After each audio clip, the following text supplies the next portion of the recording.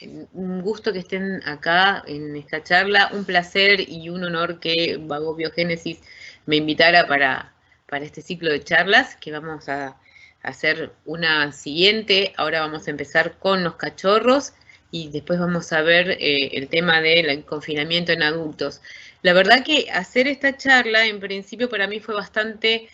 Fue un desafío, porque existen enfermedades específicas del desarrollo y es mucha información. Entonces, ¿cómo la encararía? La encaré desde el punto de vista de la parte fisiológica del desarrollo del cachorro y vamos a ver cómo el hacinamiento, el confinamiento impacta en lo que sería el desarrollo del cachorro. A ver si corre. Bueno, vamos a ver las características de conducta en pediatría, la prevención y acá tenemos la construcción del individuo. Nosotros vamos a tener una parte de lo que sería el desarrollo del cachorro, lo vamos a tener en nuestra consulta. Hoy por hoy hasta las consultas se modificaron, pero lo que sí nos cabe una aclaración, no es lo mismo el desarrollo del gato que el desarrollo del perro. Y lo que va a estar más afectado en el caso de los trastornos de conducta de los cachorros va a ser en el perro exclusivamente. Si bien vamos a hablar del gato también, porque no es que va a estar exento de tener algún tipo de inconveniente, vamos a hablar de perro y de gato. Es un periodo fundamental en el que nosotros construimos el individuo. La capacidad de adaptación o no del animal depende de estos poquitos meses, de los cuales una parte lo hace en el criadero o en donde haya nacido y otra parte lo hace con su nueva familia. Hay una diferencia en tiempo y forma entre los perros y los gatos. Técnicamente el desarrollo tiene 3 partes, o 4, pero en principio desde el día 0, cuando nacen hasta que abren los ojos, es el periodo neonatal. Desde que abren los ojos hasta que el oído es operativo, el periodo de transición. Y desde que el oído es operativo hasta los 6 a 12 meses en el perro y en el gato de la 7ª a la 9ª semana, es el periodo de socialización. Con un periodo previo que es el periodo prenatal, que también utiliza la maduración sensorial, en este caso la sensibilidad táctil intraútero, que varía según el perro y el gato, lo vamos a ver ahora. O sea, vamos a hacer una comparativa. Es importantísimo que nosotros tengamos una idea del desarrollo adecuado de las especies porque nosotros tenemos que acompañar al propietario y tratar de ayudar. Hay una parte de esto que es muy importante, no lo hemos visto sobre todo los veterinarios que tenemos más años, no lo hemos visto en nuestra formación de grado, y Charcot, el padre de las neurociencias, decía que al menos en medicina lo que no se pudo ver, o sea, lo que no se aprendió a ver, no se puede ver. Entonces, estas modificaciones van a estar ligadas a las condiciones de vida y a la domesticación. Consideremos que un sistema nervioso que está de los animales domésticos son mucho más plásticos y tienen mayor capacidad de aprendizaje que los animales silvestres. O sea, la posibilidad de aprender está abierta durante toda la vida en los animales domésticos. En los animales silvestres consideren que después de cierta edad aprendieron todo lo que el medio les entrega. Entonces tienden a tener un sistema nervioso mucho más rígido. Hay un desconocimiento individual en el tema del gato y hay dificultades en las prácticas clínicas de lo que son los trastornos de desarrollo. ¿Por qué? Porque no los podemos ver, porque no los conocemos y porque no sabemos qué es lo que tenemos que esperar en cada etapa del desarrollo psicomotriz de los cachorritos. Entonces, es importante y sin duda está mucho menos decodificado, digamos, en la especie felina. El desarrollo por etapas y vamos a ver un balance de las diferencias de gato-perro y después vamos a hablar un poquito de la presión del confinamiento sobre las presiones que ya tenía de antes, porque si nosotros dijéramos, manejamos el desarrollo del cachorro perfectamente de antes, no, bajo ningún concepto. Lo que nosotros tenemos son individuos hiperadaptables con condiciones más o menos favorables, depende de cada una de las condiciones particulares. Entonces, como generalidades del desarrollo, vamos a ver lo que es la ontogénesis del comportamiento. Ontogénesis es una palabra que hace alusión a las condiciones de desarrollo. O sea, algo ontológico es del desarrollo. Generalidades. Vamos a tener que el desarrollo neurológico y el desarrollo motor y corporal van de la mano. Siempre consideremos que nada de origen ectodérmico es sencillo, lo pueden ver con los dermatólogos. En este caso, el sistema nervioso es de origen ectodérmico. Lo que va a hacer el estímulo del medio va a modular y modelar las conexiones neurológicas. O sea, eso que uno piensa que tiene mucha base genética, no es tan así. Y ahora vamos a ver por qué. Entonces, el desarrollo del sistema nervioso. ¿Ven la foto esta roja? Las rojas son las neuronas.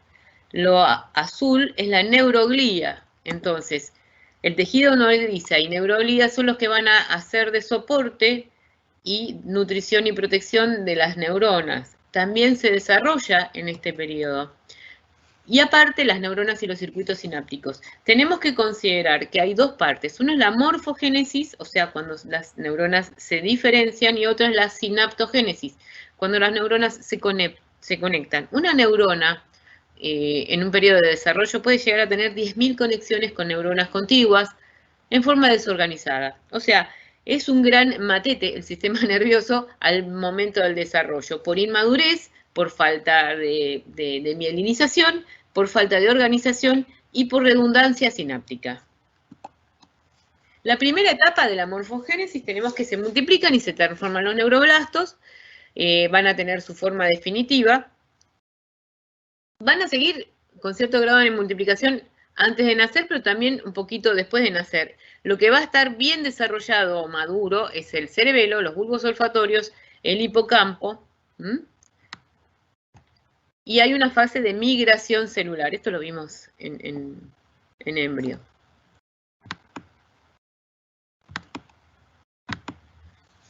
La segunda etapa es la sinaptogénesis. Entonces acá en el dibujito vemos las diferentes sinapsis. Estas sinapsis son inmaduras. Van a haber sinapsis redundantes. Ven que hay una neurona que conecta a la otra en 3 puntos. Y lo que podemos decir que es un estado de origen caótico. Tiene lógica. Este estado, el pasaje de un estado caótico a un estado organizado depende de lo que se denomina estabilización selectiva y periodos sensibles. ¿Qué es la estabilización, ¿Qué es la estabilización selectiva? La estabilización selectiva es la maduración de las diferentes sinapsis, o sea, la sinapsis estimulada madura, y que genera aprendizajes a largo plazo en un periodo que se llama periodo sensible. O sea, en el momento que los estímulos del medio generan un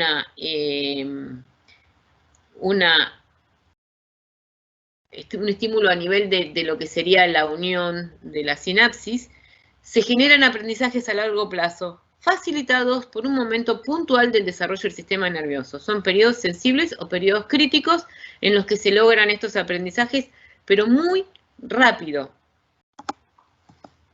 Entonces, por estímulo medioambiental se activa una sinapsis por un fenómeno de potenciación a largo plazo, o sea, mediado por los receptores NMDA de glutamato, el estimulante universal del sistema nervioso. Y acá tenemos neuronas que no van a tener ningún estímulo. Hay un programa de autodestrucción de estas sinapsis. Las sinapsis que no fueron estimuladas van a desaparecer, van a irse, no van a existir más. Por lo tanto, una inadecuada estimulación va a generar un sistema nervioso con menor cantidad de sinapsis de las que tendría que haber tenido en condiciones favorables.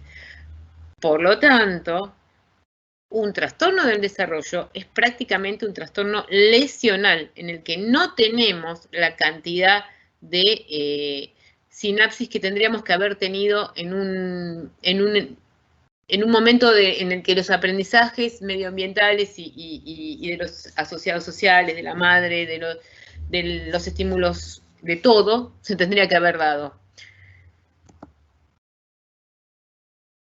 Esta que hablamos, que había una redundancia sináptica, va a generar una selección. Y esta destrucción va a ser en un periodo limitado. O sea, yo tengo un tiempo limitado para generar el aprendizaje adecuado porque el sistema nervioso va a terminar destruyendo estas neuronas, estas conexiones. O sea, si yo no tengo estos estímulos adecuados, el sistema nervioso va a destruir conexiones que son necesarias. Así se generan los trastornos del desarrollo de los perros hiperactivos o los perros hipermiedosos a todo. Se va más o menos perfilando ya el concepto de enfermedad. El periodo sensible termina con la destrucción de las sinapsis que no fueron estimuladas. Por lo tanto, hay un aprendizaje facilitado y memorización a largo plazo, y es una fase privilegiada del desarrollo epigenético. ¿Qué significa epigenético? Que el medio condiciona la expresión del genoma. O sea, hay una diferenciación celular, hay un estímulo, y la cantidad de sinapsis que van a quedar van a depender de la calidad de los aprendizajes que ese individuo haya tenido, de la calidad de la estimulación, de todo el enriquecimiento o empobrecimiento del medio que haya sufrido ese individuo.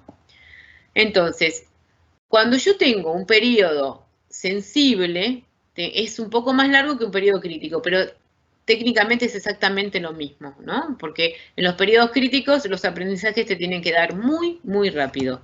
Ahora vamos a ver un poquitito esto. Si no se va a entender, se entiende con el ejemplo práctico. Entonces, voy a tener una explicación de lo que yo estoy viendo, la capacidad que tuvo el medio y los asociados sociales de estimular y de educar al individuo.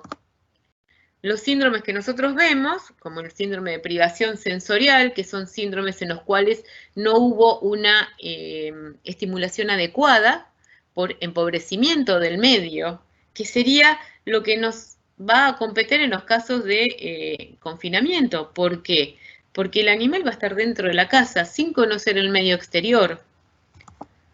El pronóstico de las afecciones del desarrollo, consideremos que nosotros podemos compensarlas, pero esta capacidad de compensación que tenemos una vez pasado el periodo sensible, los periodos críticos, dependen de lo que se denomina fenómeno de neuroplasticidad. Con las neuronas que quedan tenemos que lograr conexiones nuevas. Y ese es uno de los problemas que tenemos en comportamiento. Van a ver que dicen, no, el comportamiento es muy largo, lleva mucho tiempo. Claro, lleva mucho tiempo porque yo tengo que compensar algo que se lesionó y tengo que generar nuevas conexiones neuronales. Nunca van a suceder antes de los 3 meses. O sea, lleva un tiempo generar nuevas conexiones neuronales. Por lo tanto, vamos a hablar del determinismo genético. ¿Qué es el determinismo genético? Sería la capacidad que yo tengo de ver un porcentaje de lo que está haciendo ese animal basado en el ADN. Bueno, la diferenciación de las neuronas es el resultado de 2 influencias. Genética, que es el componente hereditario, que no es tan pesado, y la epigenética, que son factores medioambientales. Consideremos que las histonas pueden activarse e inactivarse en función de los estímulos del medio ambiente. O sea, ¿qué significa? Que la metilación de las histonas hace que los genes no se expresen y la desmetilación de estas histonas hace que estos genes se expresen. Y no solo eso, se heredan. Si la madre tiene las histonas que codifican cierta cosa metiladas, no se van a expresar. Lo que no significa que yo haya modificado la genética, lo que estoy modificando es la expresión de esa genética. Para que no le den tanto valor. El programa genético, que es el cableado neuronal básico, sería el hardware, y los estímulos del medio y la selección de estas conexiones. Después tenemos el que yo voy a manejar el medio ambiente y lo puedo utilizar como prevención. En las condiciones de confinamiento es un poco complicado porque aunque, vamos a ver después, aunque saliendo a la calle los cachorros en tiempo y forma no van a tener los estímulos que van a ver cuando salgamos de todo esto. Tenemos que el determinismo genético es de un 20% para los franceses, para los anglosajones que hicieron los mismos estudios es de un 30, digamos que tendrán un sesgo cada uno pensando en su idea de la situación, así que podemos decir que un 25% es el determinismo genético. Lo podemos ver ¿en qué? En cepas de ratones ansiosos, en los siameses, con la facilidad que tienen en padecer trastornos ansiosos. Habrán visto que la alopecia extensiva en el siamés es bastante sencillo de observar en la clínica. La ansiedad paroxística en algunas razas de perros, sobre todo los perros que tienen síncopes, como los caniches, como el setter irlandés. Y la epigenética son cambios heredados en la expresión génica, como había hablado recién, pero no se modifica el ADN, o sea, el amioma condiciona la expresión del genoma, y acá tenemos como la metilación de las histonas hace que estos genes no se expresen. Paralelamente, en el desarrollo sináptico tenemos la mielinización del sistema nervioso. Vieron que los cachorritos se mueven de manera torpe y lenta, porque salvo las estructuras que nombramos al principio, todo el sistema nervioso está carente de mielina y todo es muy lento en la conducción. Desaparecen los reflejos primarios. En el periodo postnatal todo es primario. Son sistemas, conexiones de tipo transitorio, reflejo de hundimiento, reflejo labial, reflejo perineal, que ahora los vamos a ver, y vamos a ver el desarrollo de las capacidades motoras. Todo esto, quien más, quien menos, cuando criamos cachorritos huérfanos, los hemos visto como un animal que es muy dependiente, se va convirtiendo gradualmente en un individuo más competente y más independiente. Este cuadrito obviamente no lo voy a leer, pero es más que nada para que vean cómo se van madurando las diferentes partes del sistema nervioso, y algunas son lentas y algunas son rápidas. O sea, más que nada es para que uno tome idea, y ven, 6 semanas todavía seguimos con algunas cosas terminándose de madurar. O sea, el desarrollo del comportamiento va a estar junto con el desarrollo neurológico. Digamos que el comportamiento va a depender del software que le carguemos al hardware que se viene madurando, que se viene desarrollando, que se viene terminando en los diferentes periodos de desarrollo. En el periodo sensible tenemos que rescatar este concepto, es en el momento que se generan aprendizajes a largo plazo facilitados por un momento particular del desarrollo del sistema nervioso central. Pasado este tiempo, esos aprendizajes se pueden dar, sí, pero se pueden dar mucho más lento y penoso que si los hacemos en el momento adecuado. Ejemplo, para que ustedes lo puedan comprender en carne propia. Yo, entre los 2, 3 años, que sería el momento en el que se está desarrollando el centro del habla en el humano, puedo aprender 1, 2, 3, 4 idiomas, 5, sin ningún tipo de inconveniente. ¿Por qué? Porque está facilitado por el momento en el que se está desarrollando el centro del habla. Y ese individuo que va a estar expuesto a estos aprendizajes va a aprender todos esos idiomas como una lengua materna. En la medida que va creciendo, ya es difícil después de la pubertad que hable un idioma extranjero sin acento. Y llegado a cierta edad, aprender un idioma genera tanto esfuerzo a nivel del sistema nervioso que se toma como una práctica anti-age. Habrán visto que hay gente que de la tercera edad que se pone a aprender un idioma para ejercitar el cerebro. Básicamente eso es la noción de periodo sensible. Es un momento en el cual los aprendizajes se dan naturalmente y fácil. No hay en el gato mucha posibilidad de compensar, se puede, pero es mucho más difícil. En la medida que empiezan a aparecer otras alternativas terapéuticas, y por ejemplo, una cosa que tiene Virbac, que esperemos que en algún momento vengan, son las feromonas de apaciguamiento felinas, que son equivalentes al Feliway Classic, hace varios años que ya salieron en Europa y son exactamente igual de eficientes que el Feliway. La posibilidad de compensar hasta la pubertad siempre en el perro la tenemos. Después de la pubertad, el tratamiento de los trastornos de desarrollo me va a generar individuos que por ahí tengan algún tipo de pequeña secuela, pero se pueden tratar. Vamos a ver las etapas del desarrollo, o lo que sería psicología evolutiva. Esto es Piaget aplicado en veterinaria. Vamos a utilizar, para dividir los diferentes estados de desarrollo, vamos a utilizar la maduración del sistema nervioso, pero principalmente de la parte sensorial, o sea, sensibilidad táctil es intrauterina, tanto en el perro como en el gato. Desde que nacen hasta que abren los ojos es el periodo postnatal.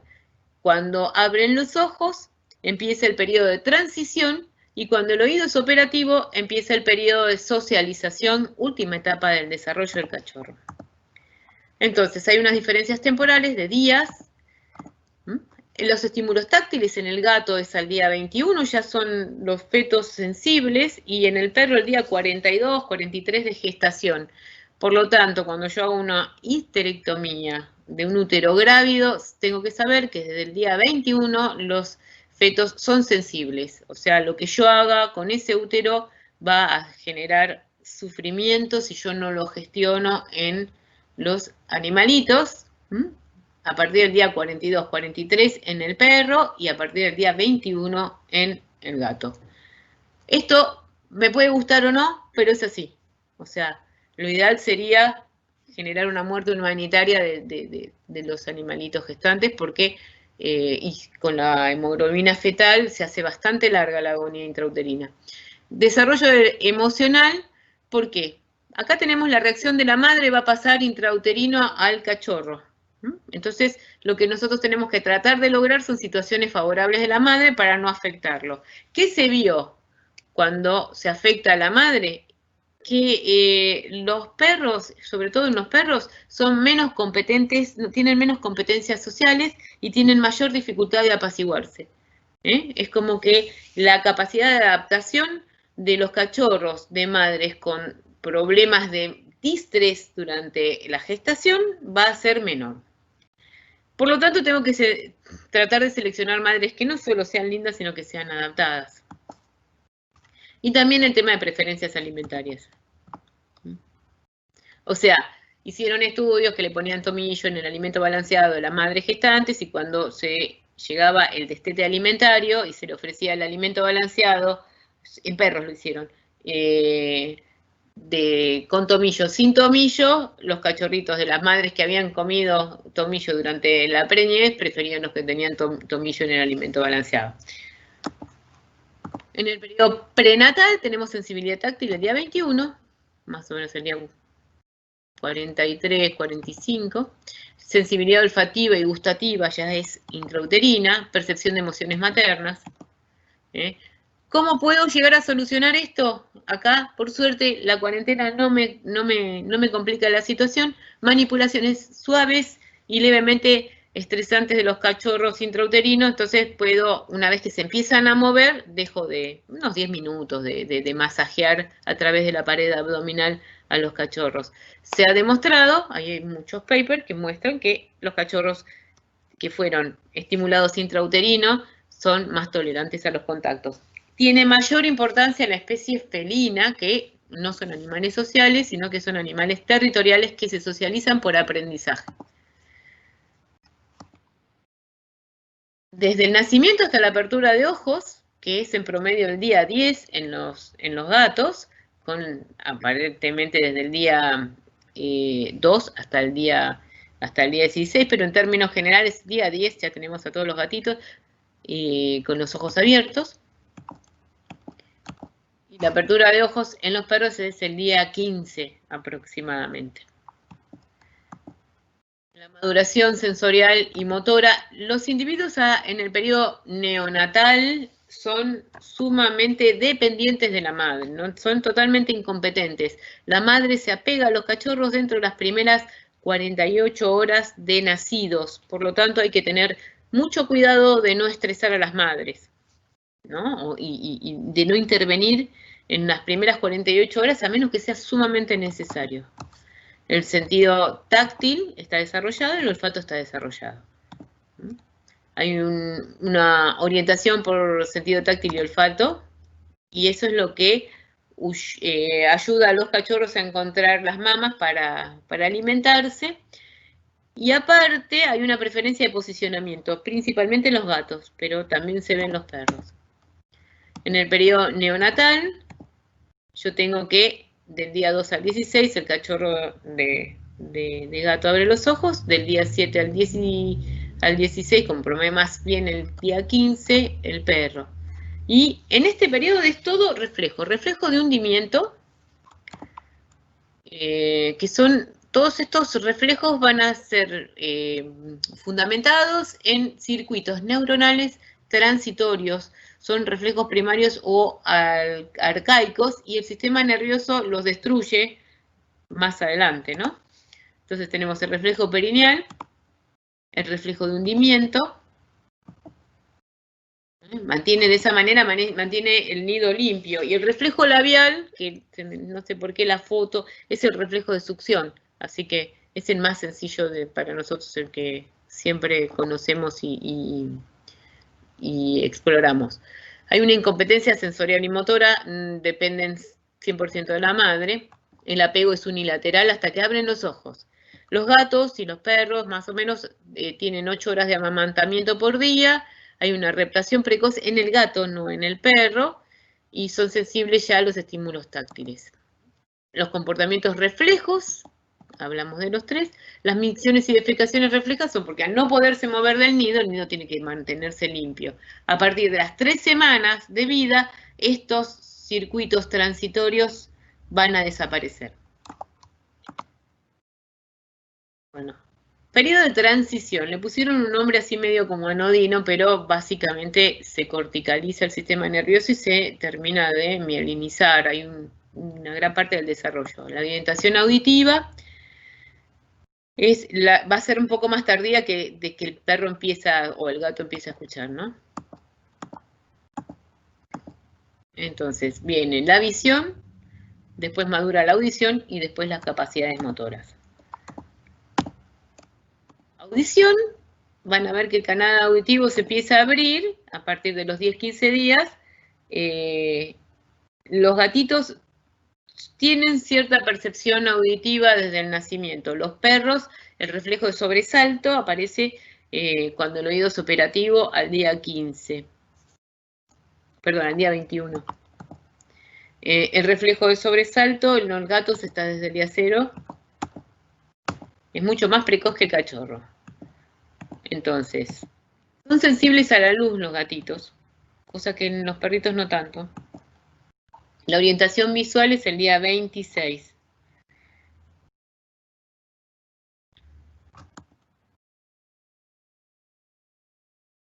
Bueno, en la parte de locomoción son mucho más móviles que los cachorros de perro, rotación al día 0, desplazamientos hasta el día 21 y las capacidades adultas a partir de la 7ª semana. A partir de la 7ª semana, un gatito es dejado por la madre en condiciones de sobrevivir solo. Entonces, en el periodo de transición los cachorros pasan algunas cosas que son sumamente importantes.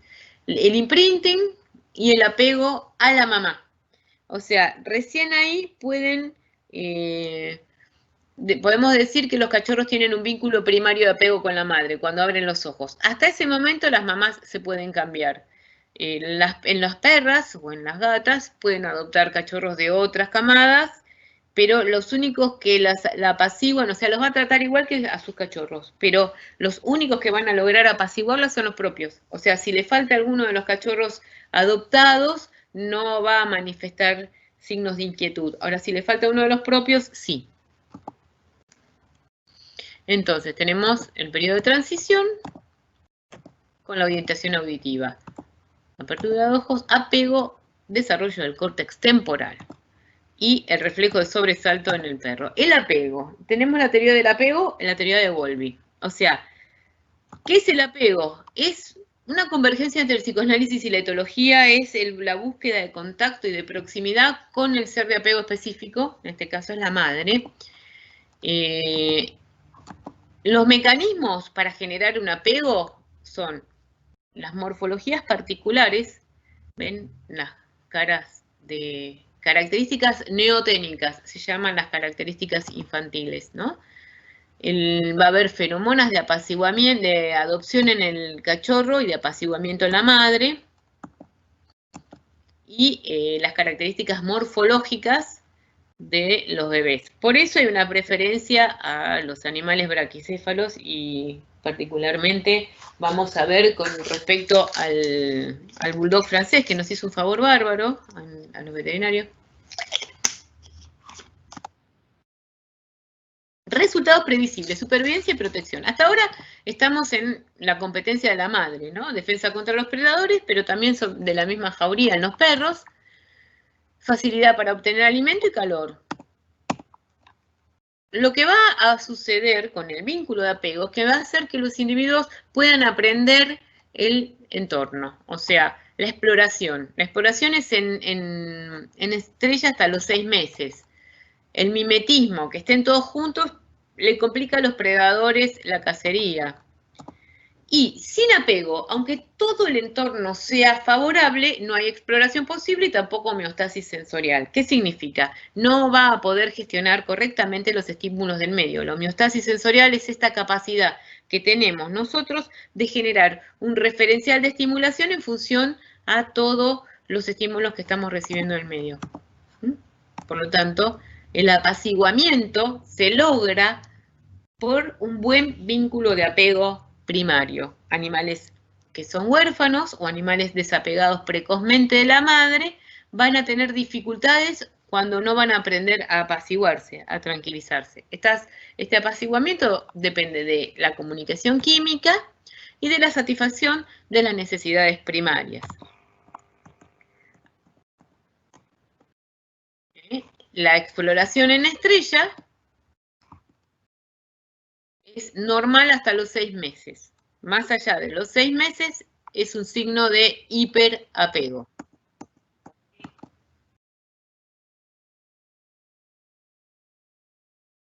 Hay una ritualización de los comportamientos primarios y en el periodo de transición empiezan las competencias motoras y sensoriales. Aparecen los individuos al mundo. ¿Qué significa? Que hasta este momento, hasta el periodo de transición, fin del periodo de transición, los cachorros van a estar dentro de un nido. ¿Por qué? Porque tanto los perros como los gatos son nidícolas. Los animales de renta como el caballo, la vaca, son nidífugos. Todo esto que nosotros estamos hablando que lleva semanas, en el caballo lleva las primeras horas de vida, en la vaca también. Entonces, el periodo de socialización, y acá sí empezamos con la parte que nos compete con el tema del desarrollo y la cuarentena. O sea, el periodo de socialización es mucho más que socialización. Por favor, no hablen de está mal socializado, porque no necesariamente, hay dos tipos de socialización. La socialización intraespecífica y la socialización interespecífica. Cuando abren los ojos y hacen el vínculo de apego con la madre, que hacen con esto el aprendizaje a largo plazo de qué especies son, o sea, los perros aprenden que son perros, los gatos aprenden que son gatos y todos los animales aprenden en ese momento, en el momento que hacen el vínculo de apego, hacen el imprinting. Entonces, en este periodo de socialización, la socialización intraespecífica está dada por el contacto con la madre y con los hermanos. Entonces, el periodo de socialización se adquieren casi todas las capacidades que nos van a servir para poder vivir en el entorno con el que tenemos que convivir. Entonces empiezan los autocontroles, a moverse sin nato, a parar es aprendido. Las relaciones sociales, en el caso del gato, la territorialización. Entonces, el periodo de socialización, tenemos acá un comparativo entre gato y perro. Socialización, autocontroles. Va a haber lo que es el desapego. ¿Qué diferencia hay entre destete y desapego? Ahora lo vamos a ver. La jerarquización en el perro y en el gato, la socialización, los autocontroles en desapego, la comunicación química y la estructuración del territorio en diferentes campos de actividad y de aislamiento. O sea, cada una de las especies empieza a desarrollar su comportamiento específico. Entonces, las adquisiciones mayores del periodo de socialización son estas tres. Autocontroles, o sea, aprender a parar. La socialización, tanto con su propia especie como con otras. La mamá forma parte de la socialización intraespecífica, pero también es facilitadora de la socialización interespecífica. Entonces, una madre bien socializada va a ayudar que un cachorro se socialice con las especies con las que la mamá está socializada. Particularmente el hombre, pero por ejemplo, una mamá bien socializada con perros va a ayudar que los cachorros de gatito sean sociables con perros. Consideremos que la socialización se tiene que dar, estamos hablando ahora exclusivamente, se tiene que dar en todos los individuos, los tipos de individuos humanos. Chicos, chiquitos, personas mayores, personas con bastones, mujeres, hombres. Por eso tienen perros que no soportan a los hombres, porque cuando toman la historia casi no tuvieron contacto con hombres. O perros que odian a los chicos, como dice la gente, y en realidad lo que no estuvieron nunca es en contacto con chicos de alguna edad. Porque por ahí, si estuvieron con gente de 15 años, o de 7 o de 4, no están socializados con los más chicos, por ejemplo. Y es el periodo en el que se integran los animales a la familia, que es donde nosotros empezamos a interactuar. Y nosotros, como clínicos, somos los únicos que tenemos la capacidad de prevenir, porque a mí que me vengan con el trastorno de comportamiento, significa que yo ya tengo que intervenir en curar, el concepto de curación de este trastorno de comportamiento. Por lo tanto, el periodo de socialización empieza en la segunda semana en el gato y termina la séptima con la posibilidad de estirarse con muy buena suerte hasta la 9ª semana. Después de esta 9ª semana, tengo que el sistema nervioso va a destruir la sinapsis que no utilizamos. En el caso de los perros, desde la 3ª semana, o sea, del día 21, hasta, bueno, dijimos de la 12ª semana, y hasta la pubertad podemos compensar en el perro los trastornos. Entonces, los autocontroles, vamos a hablar un poquito del periodo de desarrollo. En el periodo de desarrollo, lo primero que sucede es que en la 3ª semana termina el periodo de transición. Una semana después, los cachorritos tienen dientes, ¿no? O sea, empieza lo que es el destete alimentario. La madre empieza a dejar de alimentarlos o a destetarlos, y de esta manera no significa que está rompiendo el vínculo. Mucha gente agarra y los da a los cachorros en adopción a partir de que comen solos. Es un horror, no, ni siquiera es un error, es maltrato. Entonces, del día de la 3ª semana pasamos a la 4ª, que tienen dientes. A la 5ª semana, ya los cachorros con dientes empiezan los juegos sociales, tanto en el perro como en el gato. Imaginen lo que va a suceder. Los cachorritos van a hacer doler al hermano y la madre va a castigar al hermano agresor a la 5ª semana. ¿A qué edad generalmente adoptan a los cachorros? A la 6ª semana. O sea, estamos pretendiendo que en 6 semanas los cachorros tengan una señal de parada, o sea, que lo aprendan en 7 días. Por eso está bueno que los perros y los gatos sean adoptados a la 8ª semana, cosa de por lo menos algunos aprendizajes que los hayan hecho al pie de la madre en forma más eficiente, como aprender a parar. Si uno adopta los cachorros de 60 días o más, tengo muchas menos posibilidades de destrucciones por mordidas. Si bien nosotros estamos acostumbrados, decimos, ay, no, tiene 8 meses, es un bebé, por eso sigue rompiendo todo, a los 3 meses y medio, tanto los perros como los gatos no tienen que romper absolutamente nada. También se aprende el miedo acá en este momento, pero que si tenemos a la mamá como polo de seguridad, una madre bien, con una buena homeostasis sensorial, va a actuar como un elemento indispensable en aprender lo que es la homeostasis sensorial. Y también los juegos. Los juegos aparecen a partir de la 5ª semana y son imprescindibles en la adquisición de autocontroles. Factores de riesgo. Afecciones orgánicas en los primeros tiempos del desarrollo de los cachorros o cuando nosotros tenemos gastroenteritis hemorrágicas en los bebés, que esto es importante porque mientras estaría jugando y aprendiendo o al pie de la madre y desarrollando un sistema nervioso saludable, tenemos un individuo que va a estar aislado, pasándola mal, sufriendo y sin contacto con su madre. Acá puedo llegar a tener los trastornos del apego. Cuando nosotros adoptamos cachorros huérfanos, existe la posibilidad que ese vínculo primario de apego lo tengan sobre el sustituto materno. Por otro lado, tenemos el papel del medio. La estimulación del medio me va a dar el referencial de estimulación, o sea, es como un termostato en el cual yo estimulo correctamente y voy a tener un umbral de reacción acorde a la estimulación con la que el individuo va a tener que convivir.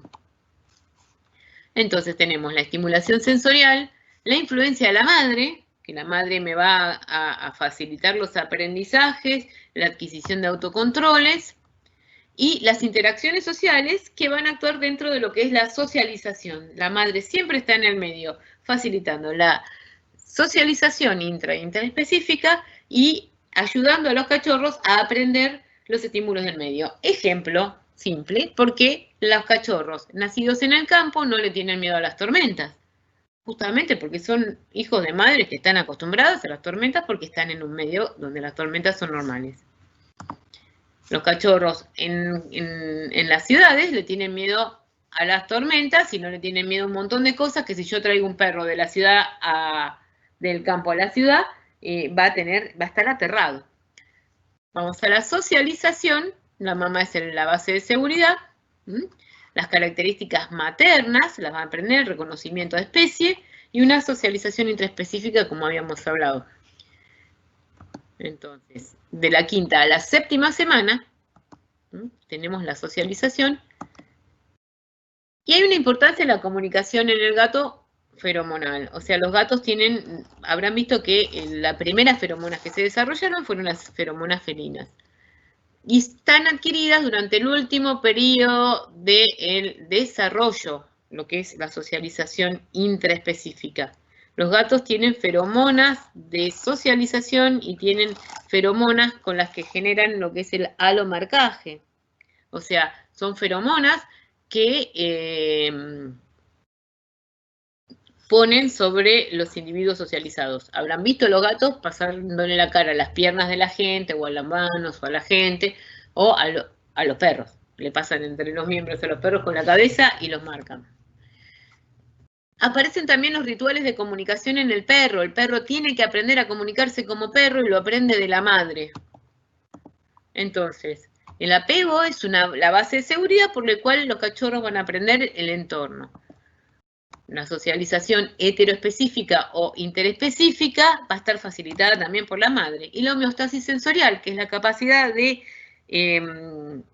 gestionar los estímulos del medio sin asustarse ni hiperactivarse, también va a estar ayudado por la madre, ¿no? ¿Qué hace? Un cachorro tiene a la madre como centro, cuanto más fuerte el vínculo de apego, más lejos explora. Se asusta, corre hasta los miembros de la madre y evalúa el estado emocional de la mamá. Si la mamá no se asustó, el cachorro aprende que eso no es peligroso. Si la mamá se asustó, el cachorro se pega un susto increíble y dice, ah, claro, si mi mamá se asustó, esto es peligroso.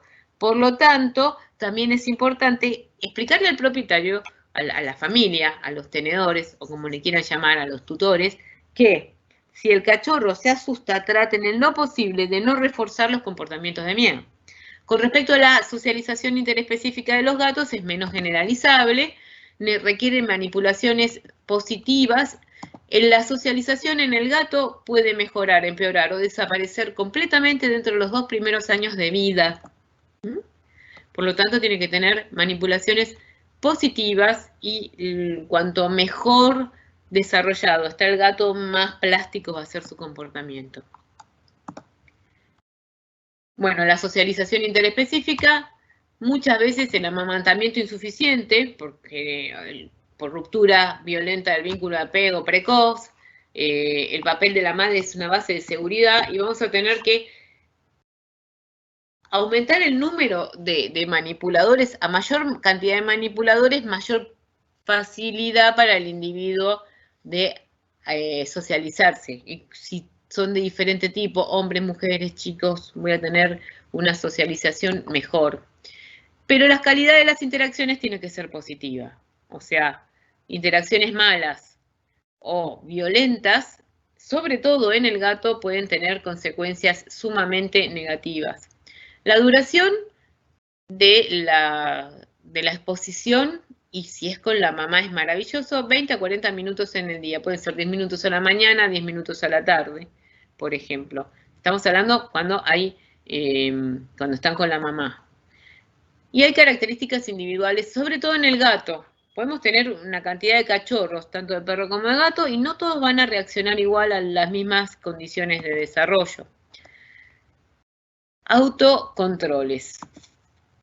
Imagínense, aparte estábamos hablando del tema de socialización y ahora vamos a hacer, cuando vemos el tema de autocontroles, porque el comportamiento social y los autocontroles están total y absolutamente relacionados.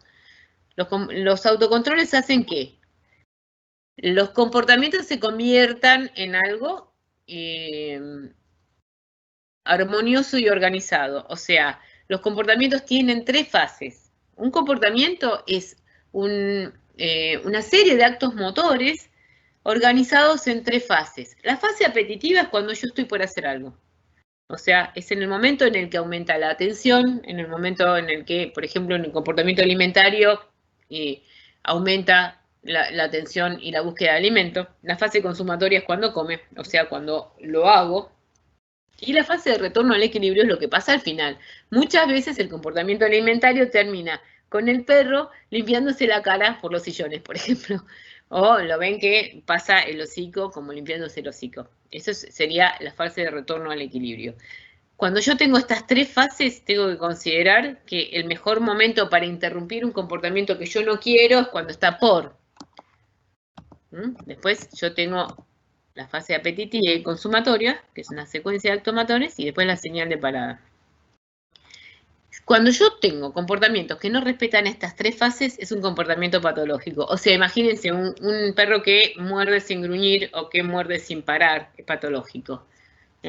Un perro que salta dentro de las interacciones sociales sin hacer una señal previa, no es normal tampoco.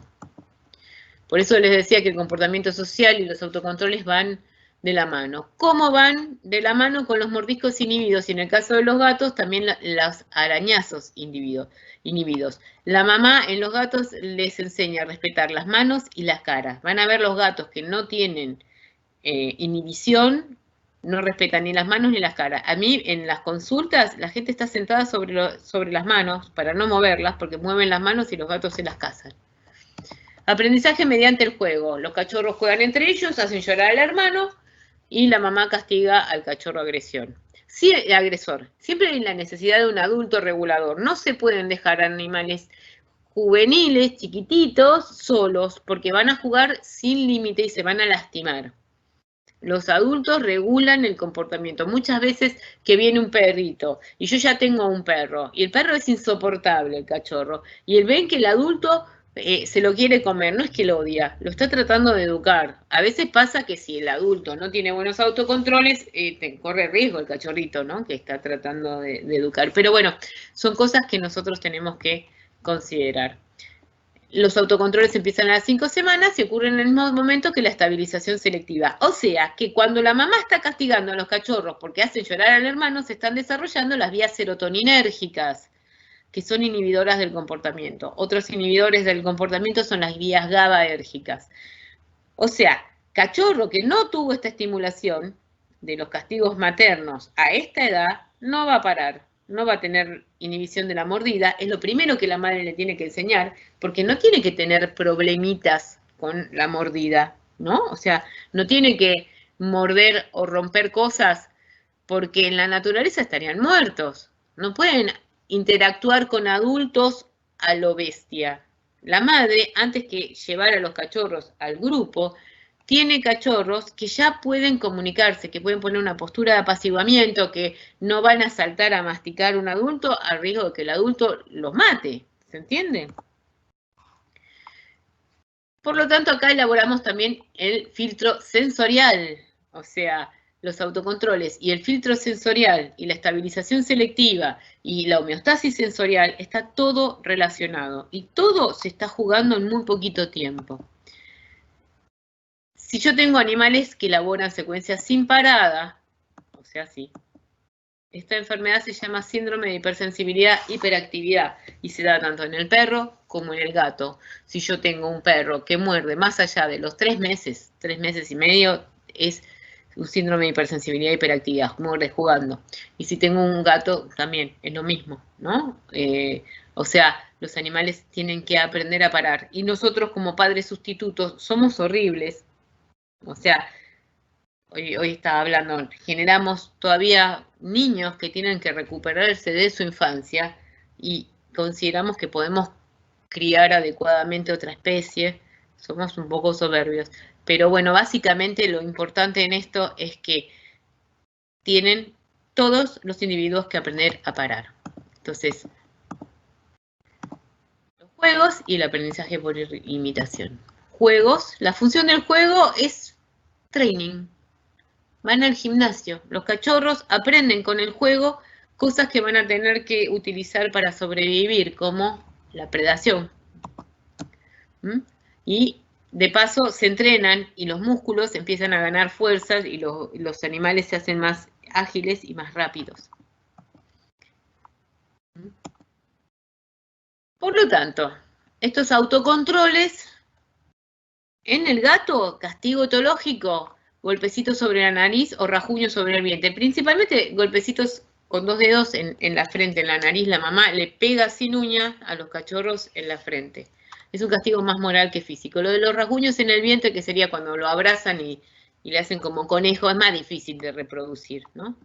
En el caso del castigo etológico de los perros, tenemos 4 castigos etológicos. 1, pellizcos, que es lo único que hace César Millán etológicamente bien. 2, sacudir el dorso del cuello. 3, mantener contra el piso hasta relajación muscular, que no significa aplastarlo y hacer fuerza, sino, aunque sea en decúbito external, sujetarlo hasta que siente que los músculos se relajan. Es una experiencia medio fea porque a veces el cachorro grita agudo, los gritos agudos son de apaciguamiento, son entendí o cosa por el estilo, es lo mismo que nos pasa cuando los vacunamos. Por eso traten de distraer a los cachorros, porque el pellizco que usamos para poner la vacuna ya es un castigo. Entonces a veces gritan antes que nosotros los pinchemos. Y el castigo etológico, que es el único que a mí me gusta, porque yo prefiero educación sin castigo, es marginarlo y dejarlo entrar cuando no pide. O sea, el cachorro está insoportable, infumable, lo tiran a un qué sé yo, a un baño, cierran la puerta, el cachorro llora, rasca, hace 2 segundos de silencio, le abren la puerta cuando está en silencio. Aunque yo sé que si estiro un poquito más el tiempo va a volver a llorar, siempre refuerzo el comportamiento que yo pretendo, el silencio, las cosas suceden cuando aparece el comportamiento adecuado. Yo no le voy a dar de comer al perro cuando el perro me está pidiendo, sino cuando me deja de pedir. Ni voy a contactar al perro cuando me está solicitando contacto, sino cuando me deja de contactar. Y no voy a abrirle la puerta al perro cuando está ladrando y haciendo un escándalo increíble, sino cuando se cayó. Aunque sea un segundo, yo refuerzo ese comportamiento. Bueno, acá tenemos el tema de los juegos solitarios, que son todos los juegos, son 6 tipos de juegos de predación.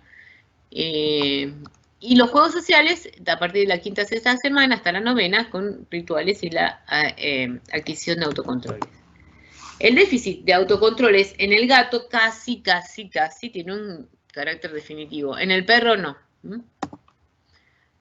Entonces, en el gato vamos a tener la persistencia de comportamientos infantiles, juegos sociales, solitarios, amasar, con los anteriores, succiones y ronroneos, son todos comportamientos neoténicos de cachorrito.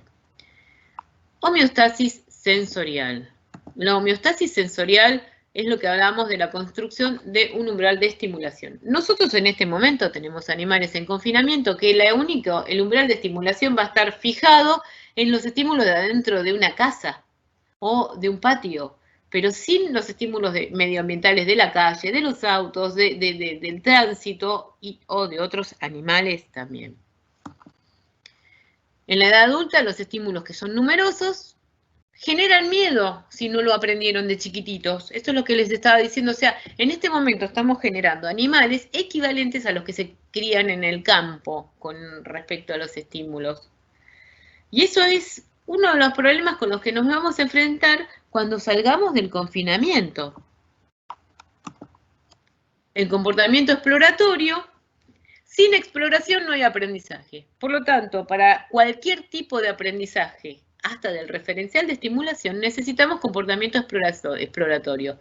Entonces, se inicia con la identificación de la mamá a distancia. ¿Por qué? Porque es el centro de seguridad. Y el cachorro se va alejando y explorando a partir del centro donde está la mamá. Aparece un comportamiento de investigación y la madre funciona como polo apaciguante. ¿Por qué? Se asusta, corre a la madre, el cachorro se apacigua con la presencia de la madre. Se aprende por habituación, o sea, que es un proceso en el cual los estímulos van generando cada vez menos reacción, ni de miedo ni de excitación, y la generalización es que a partir de eso se van aprendiendo otros estímulos asociados con el primero, ¿no? La homeostasis sensorial, tenemos un nivel de estimulación y un nivel de tolerancia a los estímulos. El medio de desarrollo tiene que ser lo más parecido al medio de desarrollo ulterior, sobre todo en el gato. El gato, si viene de un medio hiperestimulante, tendríamos que conseguirle una casa con un medio hiperestimulante. Y si viene de un medio hipoestimulante, una casa con el nivel de estimulación más parecido al que se desarrolló. Si no, traen problemitas, ¿eh?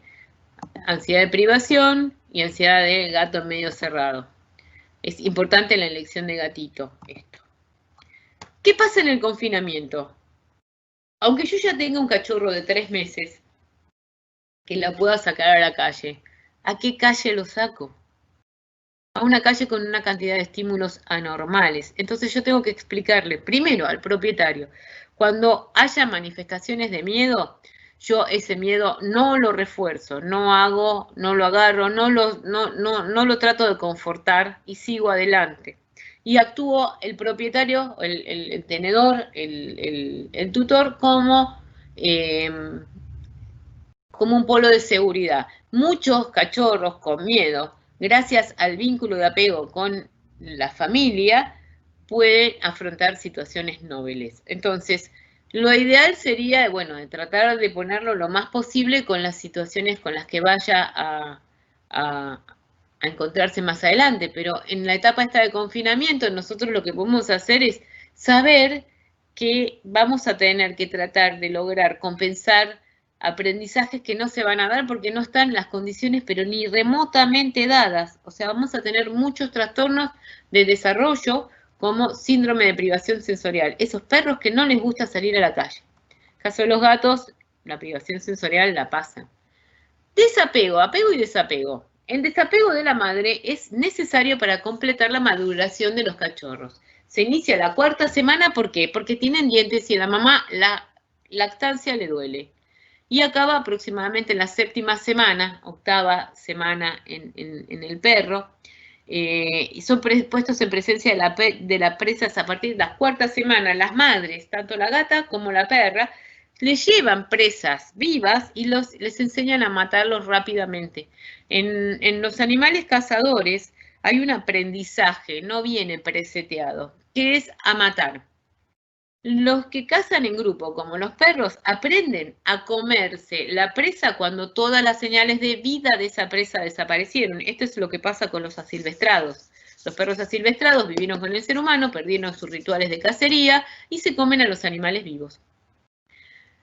Son puestos en presencia de la presa a partir de la 4ª semana y pueden matar presas los gatos a partir de la 7ª semana. Una maquinita de matar los gatos. El desapego es más precoz, es mucho más brutal en el gato, y el apaciguamiento va a estar en el perro. Cuando rompe el vínculo primario de apego, el perro genera un vínculo secundario de apego con el grupo, que puede ser de la misma especie o puede ser un grupo multiespecífico como en las familias. Y el perro genera una doble impronta específica, o sea, el perro aprende que somos de la misma especie. Por lo tanto, funcionamos como manada familia para el perro. Y en el gato no hay un grupo social, pero tienen que aprender a apaciguarse y a organizar el territorio. Y lo ven a partir de qué edad, a partir de los 4 meses. Vieron que los gatitos cuando vienen a la consulta son re felices hasta los 4 meses. Son animalitos divinos que salen, exploran, se sientan en la camilla, miran. Después de los 4 meses, salir de adentro del carrier es un drama. Entonces, las particularidades de esto en el confinamiento es que va a ser un poco más difícil que aprendan a manejar los estímulos del medio. Van a aparecer situaciones de miedo o de excitación ante los estímulos que no conocieron. Entonces, el desapego, tenemos 2 tipos de desapego, precoz y tardío.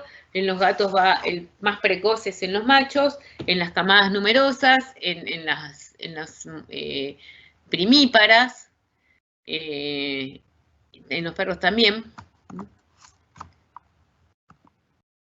Y vamos a tener que el gato, el desapego, va a generar a partir de los 4 meses el apego al territorio. La autonomía de comportamiento desde los 2 meses en el gato y desde la pubertad en el perro. Está diferido.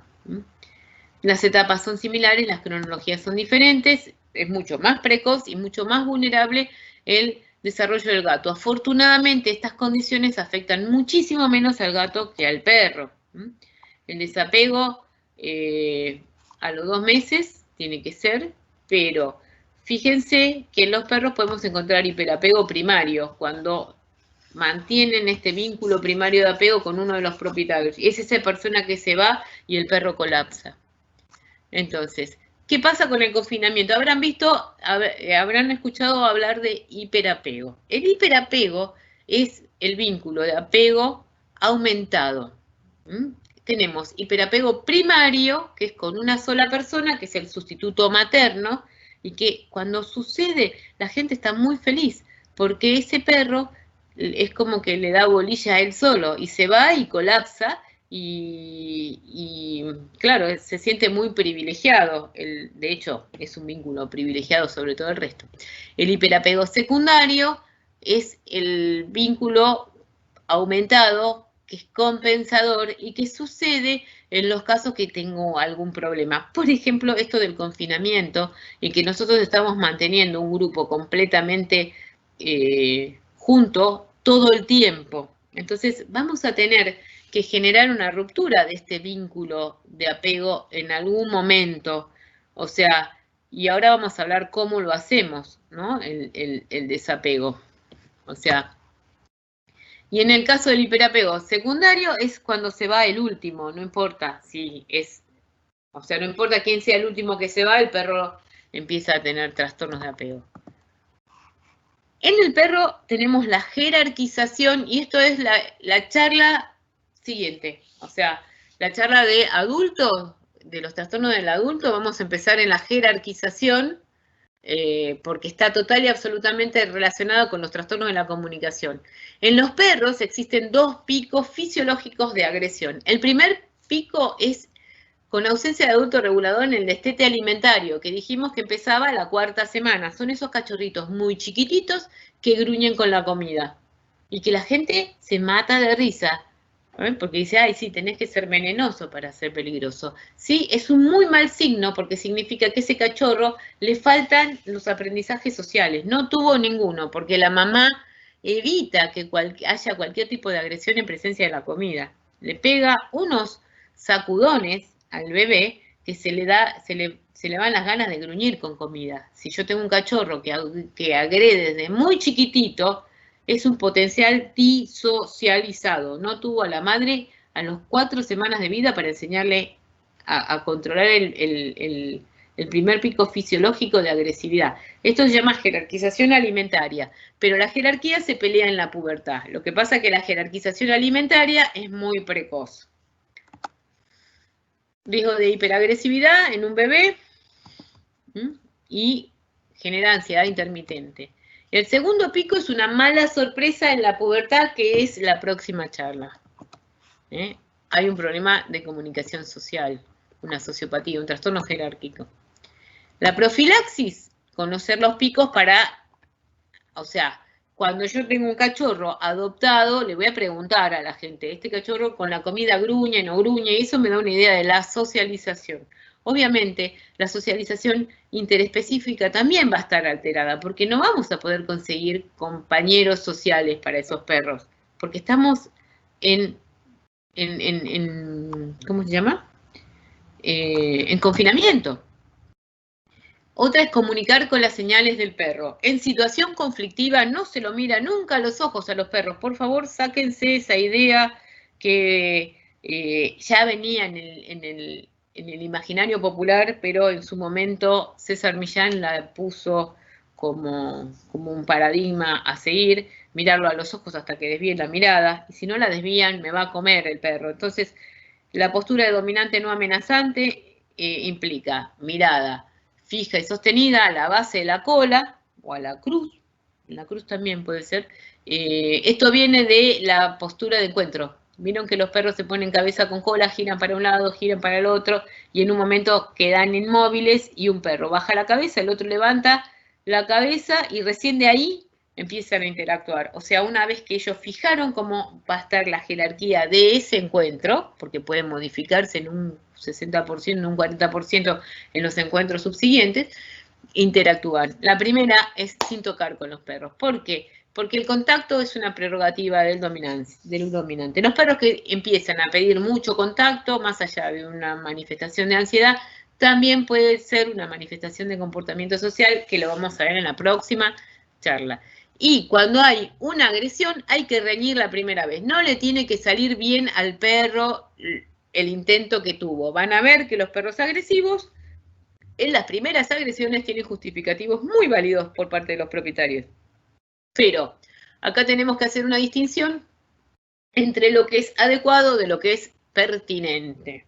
O sea, muchas veces el castigo se pone mal, pero se pone en tiempo y forma. Van a escuchar muchas veces, no, porque la primera vez que me gruñó yo, y lo que viene después a veces no es digno de una especie que se arroga de ser el más desarrollado a nivel del sistema nervioso. O sea, lo agarré con el cinturón, o le di, o le pegué, lo que sea. Bueno, ¿qué pasó? Cuando un perro comete un error, entre comillas, por primera vez, es determinante el primer resultado. No significa que yo agarrarlo al perro a patadas o con un cinturón esté bien porque el resultado es correcto, sino porque el momento en el cual se aplicó el castigo incorrecto fue adecuado. Yo sé que sonó como un trabalenguas, pero, o sea, la primera vez no le tiene que ir bien. Y yo puedo hacer esto. El perro me gruñó, me tiró un tarascón, lo margino y lo dejo entrar cuando, como hace la madre, que lo deja marginado, cuando no está pidiendo. La organización del territorio en el gato va a estar soportada por marcas químicas y visuales. El marcaje en el gato de mayor a menor estrés es marcaje urinario, que tenemos la fotito a la derecha, marcaje facial, perdón, marcaje con uñas, primero más estrés urinario con uñas, y el apaciguante es el facial. Bueno, consecuencias prácticas. El desarrollo es un periodo muy breve, los trastornos de desarrollo son complejos, vamos a tener, no empecé a hablar de enfermedades, pues estaría bueno, pero creo que cada enfermedad del desarrollo me da lugar a una charla en particular. Los déficits de autocontrol es la mala socialización, el síndrome de privación, que sería las fobias ontogénicas, las fobias que están relacionadas con un problema de desarrollo, síndrome de privación sensorial, que es trastorno de desarrollo equivalente al hospitalismo, el déficit de autocontroles, síndrome de hipersensibilidad, hiperactividad, equivalente al déficit de atención y hiperquinesia de los niños. En algunos hay más hiperquinesia y en algunos hay más trastorno de atención, pero consideremos que los perros y los gatos que no tienen una buena homeostasis sensorial tienen una dificultad de aprendizaje cierta. El miedo bloquea el aprendizaje y la hiperactividad bloquea el aprendizaje. ¿Por qué? Por el déficit de atención que conlleva.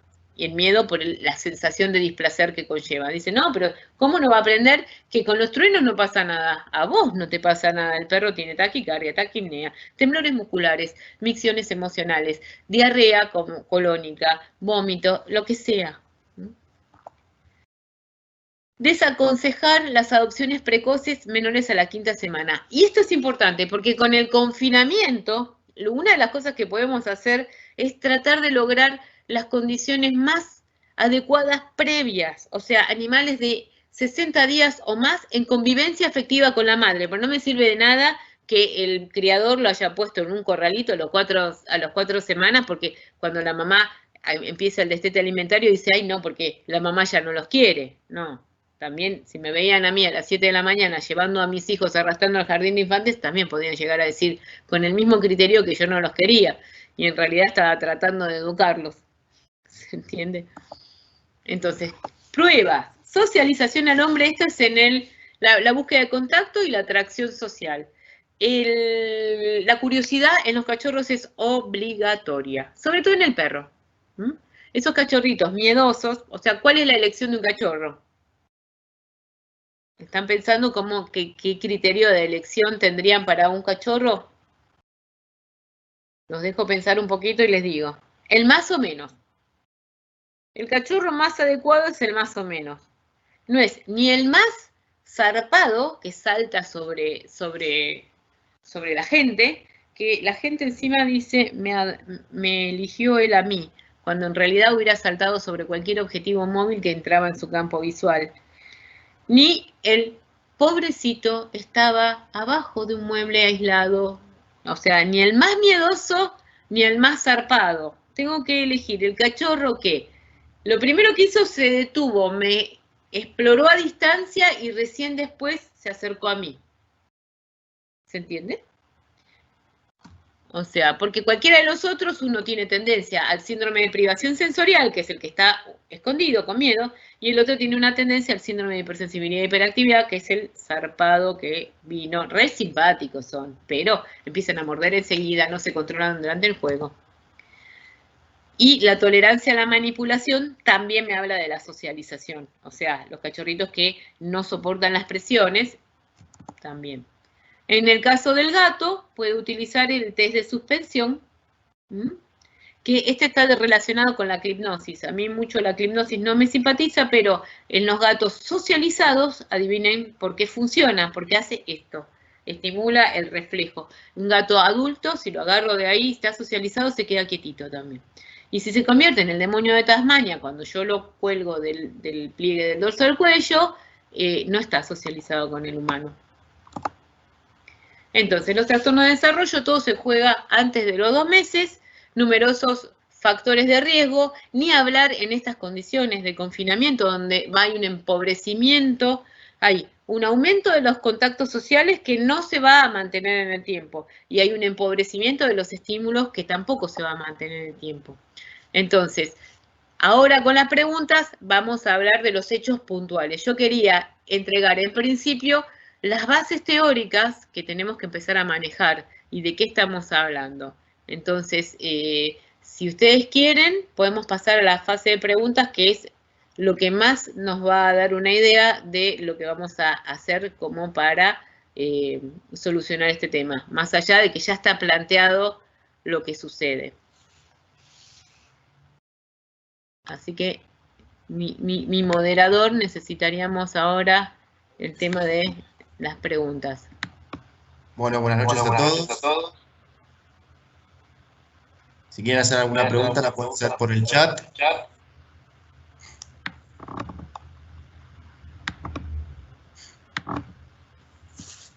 ¿Tengo alguna pregunta? Por ahora no. Ah, bueno. Así que se ve que ¿Quedó estuviste claro? clara. No, espero que los conceptos sean fáciles y comprensibles. Hoy era un día complicado, porque había muchísimas charlas, hasta de comportamiento, había de todo hoy a esta hora. Así que, Bueno, ¿alguna duda en el tema de adopción? Lo ideal serían adopciones de 60 días, tanto de perro como de gato. De todas maneras me pueden consultar. ¿No hay ninguna pregunta en el chat? a ver.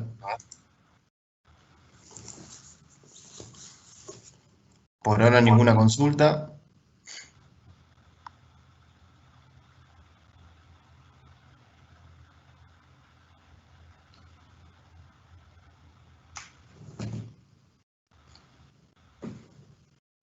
Ahí te hago una consulta, María Sí. Paz.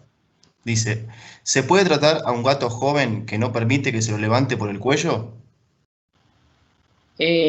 A ver, sí, en principio lo que tengo que considerar es que tengo un gatito con una mala socialización con el humano. Si tolera contactos, o sea, en los gatos está muy mal el tema de generar algún castigo, por los castigos en los gatos son ansiogénicos, así que tenemos que ir siempre por lo positivo.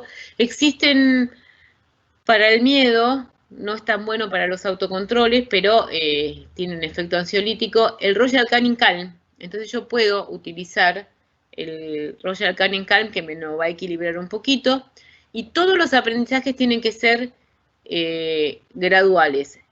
Consideremos que si nos tomamos el tiempo podemos mejorar muchísimo el gato y que después de los 2 años de vida ya la socialización es estable. Esos gatos que no se dejan levantar, voy a tener que tener mucho cuidado en el momento de la castración.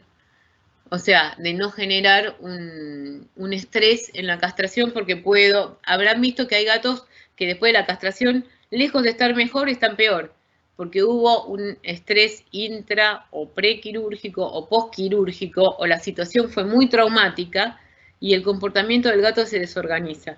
Entonces, todo tiene que ser muy gradual. Puedo utilizar juego, puedo utilizar comida, ojo con la comida y los rituales alimentarios con el gato, pero la comida en el gato es suficiente como para familiarizar, pero no para socializar. Entonces, sí, puedo generar situaciones favorables y tratar de estimular el contacto lo más posible sin llegar a la situación de miedo o temor del gatito. Otra cosa, existen muchos gatos que tienen intolerancia al contacto y que son los que llaman gato acariciado mordedor. O sea, son gatos que yo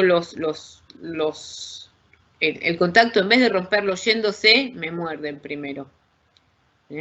O sea, siempre el gato algo avisa antes. Estén atentos a lo que es el comportamiento no verbal del animal y no lo presionen. Te hago una Ya consulta, sí. María, que estás en aquí. ¿Qué correctivo se debería aplicar a un cachorro que gruñe con la comida? A un cachorro que gruñe con la comida, bueno, a mí vieron que el tema de los correctivos son complicados, pero pueden sacudirlo del dorso del cuello. Y una de las cosas más interesantes con el tema de la comida es que nosotros, o sea, lo que no tenemos que hacer con el perro, y esta es la charla siguiente, pero lo vamos a adelantar ahora. Lo que nunca tenemos que hacer con el perro es darle de comer en el mismo momento que nosotros, ni darle de comer antes, ni darle de comer durante, ni convidarle mientras nosotros estamos comiendo. O sea, una de las cosas que tengo que tener cuidado es que el cachorro coma siempre después que yo o 2 horas antes, que la comida no quede a disposición más de 15 minutos y que yo no lo tenga que estar acompañando para que coma. En términos generales, los dominados comen rápido, muchos de estos cachorros comen muy rápido y gruñendo. Lo dejo solo, por ejemplo. Es una de las cosas. Yo no tengo que evitar el pelear. Es mejor dar las cosas en tiempo y forma adecuado y no generar situaciones de conflicto. La gente toca el plato del cachorro para acostumbrarlo, entre paréntesis, a que el cachorro me permita tocarle la comida. En realidad, cuando yo toco el plato de comida, estoy poniendo una postura de apaciguamiento y el perro, si no me gruñe, me está invitando a comer. Si me gruñe, está todo mal. Entonces, puedo hacer jerarquización con los castigos etológicos de sacudir el dorso del cuello, de mantener contra el piso. No está bueno si lo voy a hacer incompleto. Puedo retirar el plato de comida o sacar el cachorro y dejarlo entrar cuando no está pidiendo. O sea, las posibilidades son un montón. O dejarlo solo al cachorro sin intervenir. Le doy la comida y me voy. Y él darle de comer como le dije, siempre después o 2 horas antes, la comida no queda más de 15 minutos. Le puedo convidar cuando todos terminaron y no le convido mientras estoy preparando la comida. Dejo todo aparte y se lo doy cuando todos terminamos de comer. O la otra es que consumo sin que el cachorro me vea, porque para el perro todo lo que no ve no existió. Entonces yo le doy de comer en cualquier momento si él no va a compartir mi espacio de comida. ¿Se entendió? O sea, eso se llama jerarquización alimentaria. Y es muy precoz esa al destete. Y otra de las cosas que tengo que hacer en estos casos, porque esto ya es determinante, es ponerlo en contacto lo más posible con adultos para que aprenda. Porque significa que no tiene rituales sociales. Es un signo que me evoca un estado de disocialización, que van a ser esos perros como los perros de pelea, esos perros que se quieren comer a todos los perros. Muy común en los pitbull, por ejemplo. No por un tema genético, por un tema de manejo. Que los pitbull son divinos con la gente y son horribles con otros animales y se los quieren comer a todos los animales, a todos los cuadrúpedos. No sé si lo vieron. Te hago otra pregunta, María Paz. Dice, en el caso de adopción de gatos adultos, ¿qué debo tener en cuenta para elegir a un gato que iría a una familia donde hay una nena de 3 años? La familia quiere adoptar un gato adulto. Bueno, lo ideal sería que el gato estuviera socializado con niños. La socialización en el gato es un aprendizaje facultativo y el gato se tiene que socializar con los individuos con los que va a convivir. O sea, tendría que ser una casa o donde ya estuvo en contacto con niños. No es que no pueda aprender, pero consideren es una edad de miércoles, porque es un deambulador. O sea, es un niño que está aprendiendo a parar. Y hasta los 3 años, los niños no reconocen las señales de amenaza de los animales. Eso es un tema también importante. Entonces, tienen que encontrar un gato van a tener que probar con gatos muy sociables, muy tranquilos, posiblemente hembras. Las hembras son un poquito menos, bastante menos territoriales que los machos. Otra consulta, María Paz. Tips para realizar maniobras en el consultorio cuando nos llega un gato con todos estos trastornos del desarrollo y ni siquiera nos deja sacarlo de su transportadora. Bueno, lo primero, habrán visto las cosas cat friendly. Una de las cosas que hay que hacer es siempre dentro de lo posible. Los gatos que son muy difíciles, por ahí es mejor trabajar con turno, tener la veterinaria bien limpia para sacar todas las feromonas de alarma, sean de perro como de gato, utilizar el Feliway. En los gatos, el peligro es la miosis, no la midriasis. Cuando usted tiene un gato midriático, está asustado pero inhibido. Cuando ustedes tienen un gato miósico, con las patitas, o sea, midriático, con las patas húmedas que dejan las marquitas en el acero inoxidable, está inhibido. Midriático, con las patas secas y que está desinhibido. Con el desinhibido me compré todos los números para que me ataque. Entonces, hago una muy, muy buena anamnesis. Le pregunto por qué lo trae, me pongo a pensar qué eventualmente le voy a dar, si le voy a dar un inyectable. Tengo todo preparado y cuando tomo contacto con el gato, lo reviso, hago todo y si tengo un asistente, no lo suelto. Y si no tengo asistente, preparo las cosas antes pero ese gato no lo suelto y lo vuelvo a intentar tomar, porque no me va a dar una segunda opción y me va a querer morfar la segunda vez, va a estar re loco si lo suelto. Los gatos no dan, el estado reaccional se modifica en el aire. Entonces, tengo que tratar de hacer las cosas lo más rápido posible y sin soltarlo y volverlo a agarrar. Bueno, vamos con otra consulta. Dice, ¿qué pasa con la adopción de los animales que por circunstancias es hasta los 60 días? ¿Qué no se debe hacer para eliminar el comportamiento normal dentro del desarrollo? No entiendo mucho la pregunta. Se está refiriendo a animales que son previos a los 60 días. Entonces, Exactamente. claro, la variación que voy a tener es que va a haber animales que van a tener mayor tendencia a manifestar algún problema. Hay perros y gatos que hicimos todo mal y son divinos. Gracias a Dios. Pero en todos lo voy a empezar a ver en la medida que yo lo voy controlando, en la medida que nos vamos comunicando con los tenedores. Nosotros tenemos que ir y ver si hay manifestaciones de miedo, manifestaciones de ansiedad, si hay agresiones. Entonces, ya puedo irme orientando si el trastorno del desarrollo va a ser por la socialización, si el trastorno de desarrollo va a ser por el tema del autocontrol, si el trastorno de desarrollo va a ser por el tema de la homeostasis sensorial, y empezar lo más pronto posible a la desensibilización, a tratar de acercarlo gradualmente a los estímulos que le da miedo o irlo acostumbrando sin llegar a la situación de desborde, sin llegar al miedo completo, porque ya si el animal, o sea, lo expongo al estímulo que empieza a temblar y que empieza a jadear y se quiere meter de vuelta en la casa, ya lo perdí. Lo único que voy a hacer es irlo sensibilizando cada vez más. Entonces, si es un tema de miedo, la habituación va a ser una exposición gradual que me va a disminuir la reactividad. Y la sensibilización va a ser una exposición gradual, pero sobre un... Por ejemplo, para que un estímulo, para lograr habituación, tengo que tener 3 premisas. Situación abierta, frecuente y de baja intensidad. Entonces los animales la pueden ir gestionando, muchas veces también ayudados con el vínculo de apego que hacen con nosotros. Traten de no reforzar el miedo, ¡ay, pobrecito! No, o sea, ustedes le dan seguridad al perro, no pobrecito. Y para que una situación sea sensibilizante, y que esto se los digo porque a veces la veterinaria es una situación sensibilizante. Situación cerrada. El estímulo aumentadísimo, o sea, estímulo de intensidad importante y situación poco frecuente.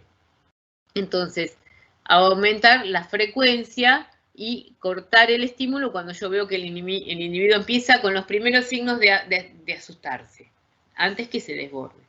Eso sería una. Por ejemplo, mucha gente lo logra y los veterinarios lo hacen en forma intuitiva, que le dicen, no, pasate por la veterinaria y vienen y le dan un pedacito de comida al perro. Y el perro después se termina acostumbrando a pasar por la veterinaria por el premio.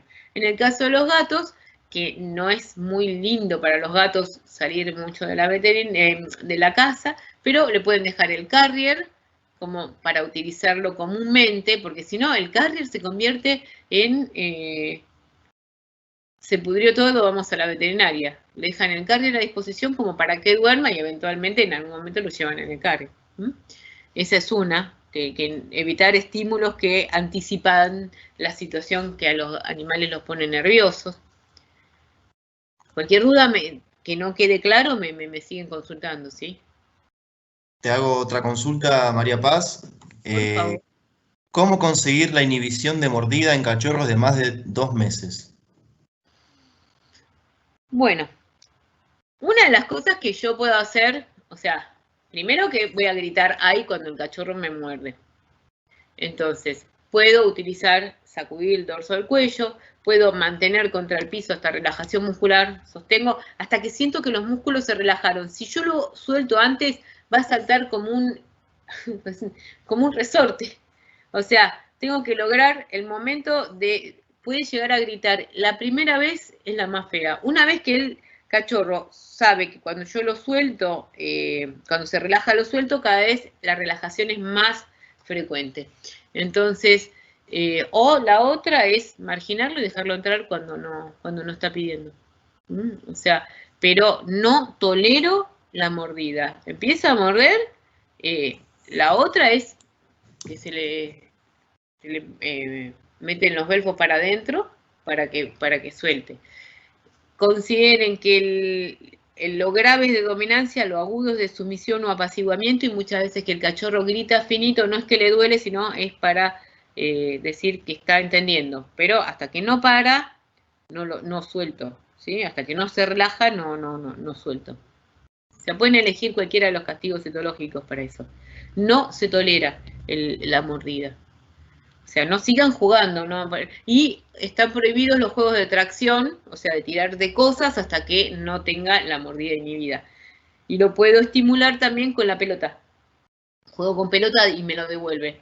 El proceso mental que tiene que hacer el perrito para soltar la pelota es muy grande. Entonces le tiro la pelota, se la pido una vez, no me la da, me doy vuelta, o me pongo a jugar con otra pelota y cuando suelta la primera lo felicito. Esas son las cosas que puedo para ir estimulando los circuitos inhibidores del comportamiento. Te voy con otra consulta, María Paz. ¿Se puede revertir el síndrome de hipersensibilidad y actividad? Sí, totalmente. Depende del grado y depende cuando yo lo trato. Antes de la pubertad lo puedo revertir al punto que queda chiche joya nunca taxi, o sea, no me queda ninguna secuela. Depende del grado. Yo, por ejemplo, uno es la terapia por juego controlada, esto que estábamos hablando, que son ludópatas los HSH, no paran, saltan, juegan, todo. Entonces, en algunos casos donde el síndrome es muy serio, tengo que utilizar inhibidores del comportamiento o como medicaciones, que puede ser la fluoxetina, o si está asociado con miedos, no voy a usar fluoxetina, voy a usar un tricíclico. La fluoxetina para inhibir el comportamiento y las agresiones desde 2 miligramos por kilo. Puedo empezar con 1 miligramo kilo los primeros días, pero después tengo que subir a 2 miligramos por kilo para inhibir el comportamiento. Tiene un efecto, es un antidepresivo, pero tiene un efecto ansiolítico y muy bueno, es equilibrar el humor y los autocontroles. Lo que cura es la terapia. La medicación me abre una ventana terapéutica. ¿Lo puedo lograr sin medicación? Por supuesto, lo puedo lograr con la constancia de empezar a generar la mordida inhibida con el juego, por ejemplo. Pero sí, se puede. Cuando están muy, muy bloqueados porque no paran, porque son insufribles, porque el umbral porque encima tienen diferente umbral. Yo el otro día atendí uno que el umbral era cuando salía de la calle. Adentro de la casa era un santo varón, pero afuera se quería morfar a todo. Bueno, en este caso, por el tamaño y por la gravedad del comportamiento de él, terminó medicado. Pero si son chiquitos, por ahí todo comportamiento que da resultado permanece. Si yo no salgo a la calle con él así, o sea, se pone loco, vuelvo, y hasta que empiece a entender, por ejemplo, de que tiene que estar tranquilo, también es una forma, ¿no? Consideren que todo lleva mucho tiempo, por lo que hablábamos del fenómeno de neuroplasticidad. Aprendido en tiempo y forma, es rápido. Cuando yo tengo el cachorrito arriba de la camilla y empiezo a ver que la cosa se está yendo de madre, ya puedo, no es como dice, no, todavía es chiquito. No, no es chiquito. Yo puedo corregir las cosas antes. Muy bien, María Paz, te voy a hacer otra consulta. ¿Y en el gato que muerde ante las caricias que él mismo pidió? Gato acariciado mordedor. Es una intolerancia a los contactos. O sea, ahí lo que ustedes pueden hacer es tratar de leer al gato antes en algunos funciona bien el Royal Canin Calm, en otros lo que tenemos que hacer es un diagnóstico de qué es lo que está pasando. Yo hablo del Royal Canin Calm por la sencilla razón de que es un nutracéutico, no tiene efectos secundarios, no pasa nada, no trae problemas. O sea, puedo eventualmente hacer un castigo etológico, pero en realidad el gato, por las buenas, es más lento, pero es mejor. Muy bien. Te hago otra consulta más. ¿Cómo es la preparación del gato para la mudanza de vivienda? Bueno, la mudanza es la situación más estresante a la que podemos someter un animal territorial. Lo que yo puedo hacer es, un mes antes que empiece a tomar el Royal Canin Calm, puedo utilizar las feromonas de apaciguamiento. Esas son 2 herramientas que puedo llegar a tener. Pero lo que sí tengo que hacer en la casa, en la nueva casa, le llevo todas las cosas al gato y en principio lo voy a poner en una habitación, con la bandeja, con la comida, todo respetando las distancias. Y solamente en esa habitación con sus cosas o las cosas que había en la casa, no es que le tengo que preparar una habitación especial para el gato, porque sería un despropósito. Sí, el gato al principio se llama terapia de confinamiento, la que nos están haciendo a nosotros. Cuando empieza a marcar con la cara ese territorio, que lo empieza a organizar, en principio en chiquitito, yo puedo ir ampliándole el espacio. Más o menos le lleva 2 semanas a acomodarse. Y puedo utilizar las feromonas de apaciguamiento que realmente funcionan muy bien para ese caso. También para el traslado adentro del carrier y ese tipo de cosas. Perfecto. Hay otra consulta con el tema, bueno, de los caninos. Por ejemplo, una hembra joven que ladra y grita porque quiere estímulo, ¿sí? Baño, personas, niños, ruidos. ¿Qué es lo que se... Sí. Sí. ¿Qué manifestaciones más tienen? ¿Desde cuándo? O sea, hay muchos, cuando ven esos comportamientos que están, pero muy desregulados, porque son, o sea, por lo que me están diciendo, yo me imagino, por ahí me estoy equivocando, pero he tenido pacientes así. Una que era así, se llamaba Viveca, y era un caniche estándar, que lo habían vendido como caniche toy, no tenía 20 días porque le vendieron la perra y una bolsa de starter y la perra resultó ser un pedazo de caniche enorme. Y esta perra gritaba por todo, pero aparte encima tenía un hiperapego primario con la dueña. Se bajaba la señora del auto y se quedaba en el auto gritando y toda la gente en la calle los miraba como la están destrozando a esta perra.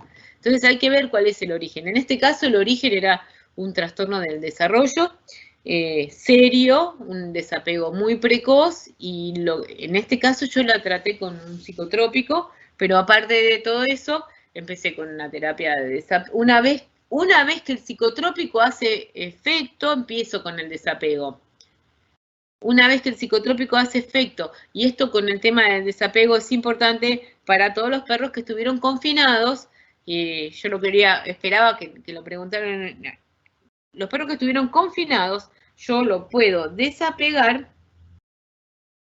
cuando, o sea, ¿cómo empiezo? 20 minutos antes de dejarlo solo no le doy bolilla y cuando llego y me saluda, lo saludo cuando se tranquilizó, no refuerzo ese comportamiento. Empiezo a no anticipar mi salida. Toda la anticipación de la salida empeora muchísimo el cuadro. Y en la próxima charla que hablamos de los trastornos del adulto, vamos a tratar porque vieron que lo del desarrollo era un montón. Entonces, los trastornos del adulto vamos a hablar mucho más en profundidad todo lo que son este tipo de temas de manejar el hiperapego, que generalmente es hiperapego secundario, o sea, generalmente es cuando se va el último. Pero yo ya tengo que empezar a hablarle esto a la gente porque estuvimos metidos adentro de la casa como 60 y pico de días, no le va a gustar mucho porque el único que puede abandonar el territorio del grupo es el dominante, los perros empiezan a tener trastornos de la comunicación social, hiperapego secundario, rascan la puerta cuando la gente se va, eso es más de comunicación social que de hiperapego. O sea, pero bueno, tratar de hacer tanto las entradas como las salidas rápidas. Perfecto, María Paz, muy claro. Hay una última consulta que está relacionada con los adultos, creo. Dice, ¿qué solución puedo darle a mi perra que se refriega sobre los objetos cuando la reto? ¿Pero qué lo hace? ¿En un contexto como de apaciguamiento? O sea, toda postura baja o debajo de otro es de apaciguamiento, no es ni culpabilidad ni miedo eso, y no me habilita a castigarlo, sino todo lo contrario. Todo lo contrario. La tengo que, ¿cómo que se llama? Que que dejar en paz a cualquier perro cuando, o sea, no lo entendí mucho. Pero bueno, cualquier cosa lo podemos ver me mandan un videíto o me contactan por Facebook o en el Instagram y lo seguimos. No lo entiendo la de que se refriegan los objetos. Me imagino que es un ritual de comunicación para hacerse la gila, que, o sea, está todo bien. Bueno, María Paz, queremos agradecerte por estar aquí con nosotros esta noche. La verdad que muy claro todo. Y bueno, no hay más preguntas, así que te esperamos en la próxima convocatoria. Y bueno, les agradecemos a todos los participantes, a todos los oyentes, desde Biogénesis Vagó, el área de animales de compañía, pequeños animales. Los estaremos manteniendo al tanto en la próxima webinar que estaremos organizando en breve. Muchísimas gracias a todos y bueno, nos vemos la próxima. Muchas Gracias. gracias y muchísimas gracias a ustedes por convocarme, un placer y estoy a disposición. Y bueno, por ahí la charla seguramente vamos a encontrar una manera que quede a disposición también de ustedes. Muchas gracias y buenas noches. Bueno, buenas noches María, muchísimas gracias a todos y bueno, hasta la próxima.